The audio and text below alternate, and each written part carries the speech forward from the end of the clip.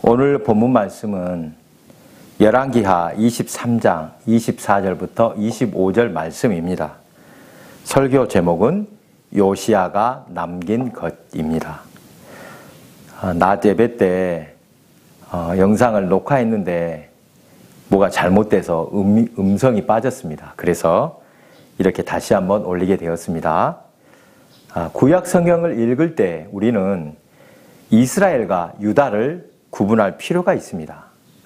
이스라엘 왕국은 사울 왕과 그리고 다윗, 솔로몬까지 이어지는 통일 왕국이었으나 우리가 잘 알듯이 솔로몬의 아들 르호보암 때 왕국은 둘로 쪼개집니다. 여로보암이 북쪽 이스라엘의 왕이 되므로 통일 이스라엘은 갈라졌습니다. 이렇게 갈라진 이후에 남쪽은 유다 지파가 중심이 되었으므로 유다 왕국이라고 불렀고 북쪽은 계속해서 이스라엘이라는 이름을 사용하므로 북이스라엘이라고 불렀습니다.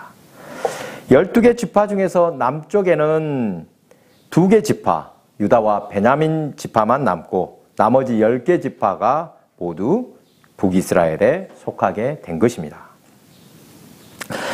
이스라엘이 남과 북으로 갈라진 이후 두 왕국은 대부분 온전한 신앙을 지키지 못했습니다. 왕국이 쪼개지는 것, 하나님께서 원하시는 일이 아니었습니다. 인간의 욕심과 교만으로 통일 왕국은 갈라졌고 각자 하나님의 말씀보다 인간의 길을 쫓고 있었던 것입니다.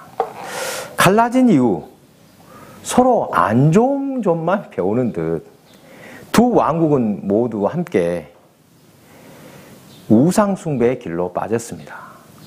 북이스라엘의 왕 여로보암은 백성들이 예루살렘의 성전에 올라가서 제사를 하지 못하도록 산당을 세웁니다. 단과 베델에 금송아지 형상을 만들어서 섬기게 했습니다. 예루살렘 성전에 올라가다가 백성들의 마음이 돌아설까 봐 걱정해서 한마디로 정치적인 목적으로 산당을 세운 것입니다. 그런데 유다에는 예루살렘 성전이 있는데도 우상을 만들어 섬겼습니다. 좋은 것보다 안 좋은 것 따라하기가 쉬운가 봅니다. 멀쩡하게 성전이 있는데 왜 산당을 짓고 우상 숭배를 하는 것인지 그들은 하나님이 미워할 짓을 하고 있습니다. 유다 왕 중에 하나님이 인정하시는 왕, 칭찬들은 왕은 히스기야와 요시와 2명뿐입니다. 그 많은 왕 중에 단 2명입니다. 오늘은 이 두 왕의 이야기를 할 것인데 둘 중에서 우리에게 더 알려진 왕 누구입니까? 히스기야가 더 알려진 것 같습니다. 여러분, 히스기야라는 이름에서 어떤 사건이 떠오릅니까? 그가 죽을 병에 걸렸을 때 기도하여 생명을 15년 연장받은 것, 이것이 떠오를 것입니다. 이사야 선지자가 히스기야에게 그가 병에서 낫지 못하고 죽을 것이다 이렇게 선포하자 그는 벽을 향해 통곡하며 부르짖었습니다. 그때 하나님께서 그의 기도를 들으시고 그의 생명을 연장해 주셨습니다. 이 히스기야 기도는 신앙인들에게 꿈과 희망을 주는 기도입니다. 죽고 사는 문제, 우리 힘으로 어쩔 수 없는 일인데 이럴 때 모범이 되는 기도가 바로 히스기야의 기도라고 배웠습니다. 히스기야의 기도는 사실 개인의 문제를 응답받은 것보다 더 중요한 것이 있습니다. 그것은 왕국이 구원받은 사건이 있었습니다.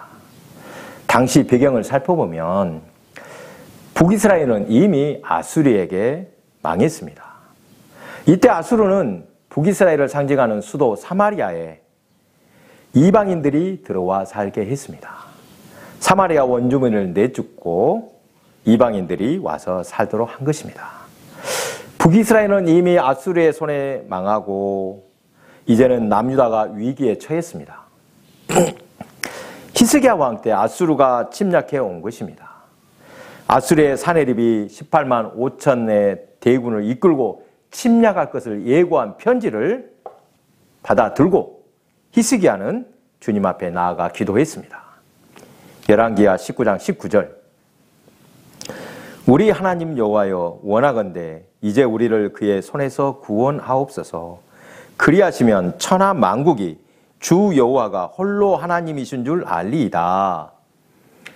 택하신 백성을 구원하심으로 온 천하 만민 앞에서 주님이 영광 받으시기를 간절히 기도했습니다. 히스기야의 이 진심 어린 기도, 하나님을 향한 마음을 받으시고 하루아침에 18만 5천 명을 제거하셨습니다. 19장 35절.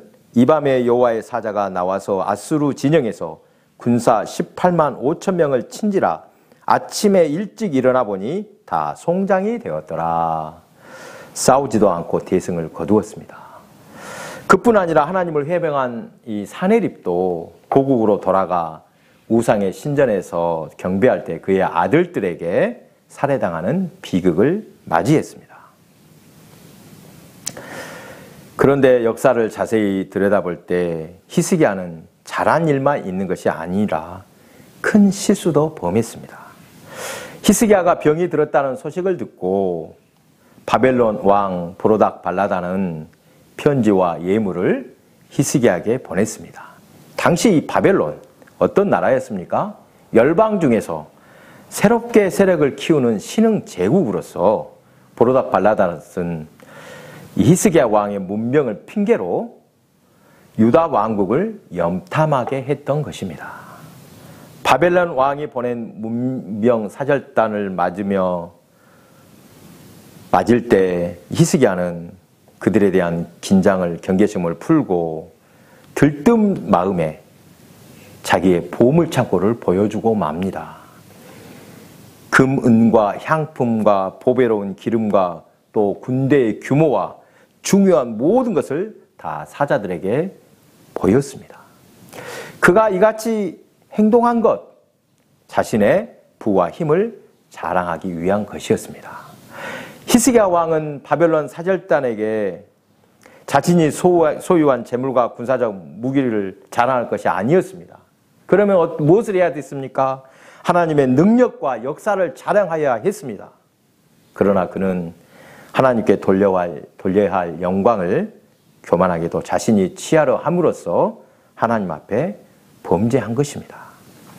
그리고 그렇게 유다의 귀중한 것, 중요한 것을 모두 다 보여줌으로 바벨론 제국이 유다를 침략하여 약탈할 비밀을 제공했다고 할 수 있습니다. 이번에는 히스기야와 비교할 만한 이 본문의 요시야를 살펴봅니다. 요시야는 나이 8세의 왕이 되었습니다.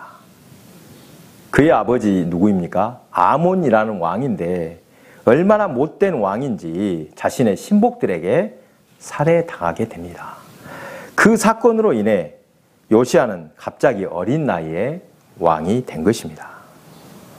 요시야 왕 18째 해에 성전의 부서진 부분을 수리하도록 하는데 이때 성전에서 율법책을 발견합니다. 율법책을 발견했다, 이 표현을 주목하게 됩니다. 발견했다는 것은 그동안 어디에 있는 줄도 모르고 율법책을 전혀 가까이 하지 않았다는 뜻입니다. 율법책, 하나님의 말씀을 가까이 하지 않고 읽지도 않았으니 백성들의 상태가 어땠을지 충분히 알 수 있습니다. 하나님 말씀이 없으면 백성들은 온전한 삶을 살 수 없습니다. 사람은 떡으로 사는 것이 아니라 하나님의 말씀으로 사는 것입니다. 하나님을 떠난 인생이 맞게 될 비극을 우리는 잘 알고 있습니다. 이렇게 성전에서 율법책을 발견한 후 요시야는 대대적인 종교개혁을 단행했습니다. 그동안 너무나 만연해 있는 우상숭배의 뿌리를 뽑겠다, 이 각오로 임했습니다. 왜 그렇게 철저하게 우상숭배의 뿌리를 뽑겠다고 나섰습니까? 그 길만이 살 길이라고 믿었기 때문입니다. 발견한 율법책에는 저주의 말씀도 담겨 있었습니다. 택하신 백성들이 불순종하여 우상 숭배의 길을 가면 반드시 망할 것이라고 경고하고 있었습니다. 하지만 세상을 개혁하는 일 결코 쉽지 않습니다. 그렇죠. 당시 그의 나이가 26이었다는 것 또한 생각해야 할 대목입니다. 그의 나이는 아직 어리다고 할 것입니다. 그 나이에 감당하기 힘든, 정말 힘든 개혁의 길을 시작한 것입니다. 어떤 일을 겪었을지 충분히 상상할 수 있습니다. 얼마나 많은 벽에 가로막히고 또 얼마나 많은 방해꾼을 만났을지 상상할 수 있습니다. 우상 숭배로 배를 채워 있던 사람들이 가만히 있을 리가 없습니다. 뿌리 깊은 악행을 하루아침에 고치기란 말처럼 쉽지 않을 것입니다. 그렇게 개혁하면서 요시야는 참으로 하나님만 의지하고 엎드려 기도했을 것이 분명합니다. 기도하지 않고서는 감당할 수 없을 일이었기 때문입니다. 요시야는 전국에 세워져 있었던 우상들을 깨뜨렸습니다. 아세라 목상을 찍고 여로보암 때부터 세워져 있던 베델의 산당을 허물었습니다. 백성들을 미혹해 했던 산당의 제사장들을 다 그곳 제단 위에서 죽이고 사람의 해골을 제단 위에서 불사르기도 했습니다. 방금 말한 요시야가 행한 행동, 이 일들은 하나님께서 기뻐하신 일이 분명합니다. 하나님께서 가장 미워하시는 것, 우상숭배, 이 우상숭배를 금하고 거룩한 백성으로 거듭나는 모습을 얼마나 기뻐하셨겠습니까? 그러나 반대로 개혁을 당하는 이들 또 얼마나 반발할지 상상할 수 있습니다. 우리 주변을 보십시오. 사회에 해를 끼치고 있는 이들이라도 자기 밥그릇 지키기 위해 얼마나 악랄하게 반응합니까? 그들은 세상이 좋아지는 것 원치 않습니다. 오로지 어떻게든 자기들 배만 채우면 그만이라고 생각하며 삽니다. 그런 인간들에게 개혁을 말한다는 것이 결코 쉽지 않다는 것입니다. 이렇게 전국적으로 우상을 깨뜨리고 종교 개혁을 단행한 후에 요시야는 예루살렘에서 유월절 절기를 지키도록 명령했습니다. 오래도록 끊어졌던 유월절을 다시 지키게 된 것입니다. 여호와의 절기를 다시 지키게 된 것, 이것이 또 얼마나 큰 의미인지 모릅니다. 유월절은 단순한 명절 이상의 의미가 있습니다. 하나님께서 이스라엘 백성을 구원하신 날, 이 날을 기념하는 것이 유월절입니다. 이제 바로의 백성이 아니라 너희는 하나님의 백성이 되었다라는 선포의 날입니다. 그리고 또 애굽에서 꺼내주신 민족의 해방절이기도 합니다. 유월절을 다시 지키기 시작함으로 이제 민족에게 희망이 생겼다고 할 수 있습니다. 이러한 희망을 심어준 왕이기에 본문 25절에 요시야와 같이 마음을 다하며 뜻을 다하며 힘을 다하며 모세의 모든 율법을 따라 여호와께로 돌이킨 왕은 요시야 전에도 없었고 후에도 그와 같은 자가 없었더라, 이렇게 말씀하고 있습니다. 그런데 안타깝게도 요시야는 전쟁터에서 전사하고 맙니다. 29절, 요시야 당시에 애굽 왕 바로 느고가 아수르 왕을 치고자 하여 유브라데 강으로 올라가므로 요시야 왕이 맞서 나갔더니 애굽 왕이 요시야를 무깃도에서 만났을 때 죽인지라. 그의 나이 39대였습니다.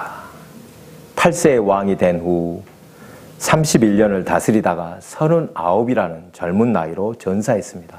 참으로 아까운 왕, 젊은 나이에 죽고 말았습니다. 여기서 요시야의 삶을 다시 한번 돌아보고자 합니다. 당대, 그러니까 살아생전에 남긴 업적과 함께 사후에 어떤 영향을 미쳤는지 그것까지 살펴보고자 합니다. 아까 말했듯이 히스기야 왕은 우리에게 익숙한 이름이지만 요시야 왕의 이름은 그렇게 익숙하지 않을 것입니다. 그렇지요. 아주 낯설지는 않더라도 그가 어떤 업적을 남겼는지 잘 알지 못하는 것 같습니다. 열왕기 상하는 이스라엘의 왕들의 행적을 기록한 책입니다. 또 역대기에서도 이스라엘 왕들을 따라 역사를 기록하고 있습니다. 그런데 대체로 역대기는 유다를 중심으로 기록하고 있습니다. 이에 비해 열왕기서는 남북의 왕들을 비교적 차별 없이 기록하고 있습니다. 열왕기나 역대기 이 공통으로 모든 왕들을 통틀어서 본문에 요시야만큼 위대한 왕은 없었다고 분명히 말하고 있습니다. 그와 같은 자가 없다. 전에도 없고 후에도 없다. 얼마나 멋진 찬사입니까? 누구누구 목사님처럼 우리 교회를 위해 하나님께 충성 봉사한 목사님은 전에도 없었고 후에도 없었다. 이렇게 성도들이 고백한다면 그 목사님은 어떤 분일지 참으로 행복할 것 같습니다. 요시야는 생전에 죽도록 충성한 왕이었습니다. 하나님이 기쁘신 뜻을 이루기 위해 말씀대로 실천한 왕이었습니다. 참으로 유다 왕 중에 그와 같은 이가 없었다고 하니 무슨 말이 더 필요하겠습니까? 요시야의 선행은 그가 죽은 이후에도 유다 민족에게 많은 영향을 미쳤지만 안타깝게도 요시야 왕이 죽은 후 몇 대를 이어가지 못하고 유다 왕국은 망하여 바벨론의 포로로 끌려가게 됩니다. 사실상 요시야로 유다 왕국은 끝났다고 할 수 있습니다. 그런데 만약 요시야와 같은 왕이 없었다면 유다 민족의 미래는 어떻게 되었을까 깊이 생각하게 됩니다. 여호와의 신앙의 씨앗이 있었으므로 역사에서 살아날 수 있었다는 것입니다. 만약 그것조차 없었으면 역사에서 흔적조차 없이 사라졌을 것입니다.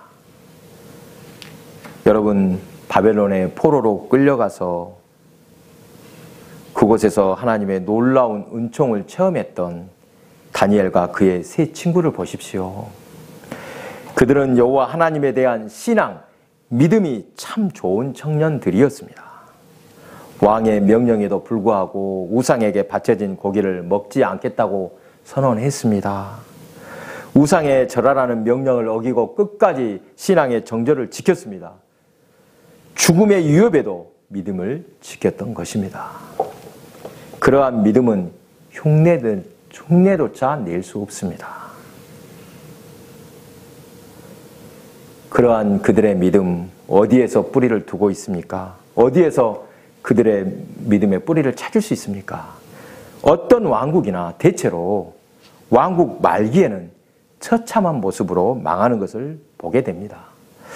사람들이 죽을 때는 대부분 나약한 모습인 것처럼 왕국이 망할 때도 그렇습니다. 유다 왕국도 비참하게 망했지만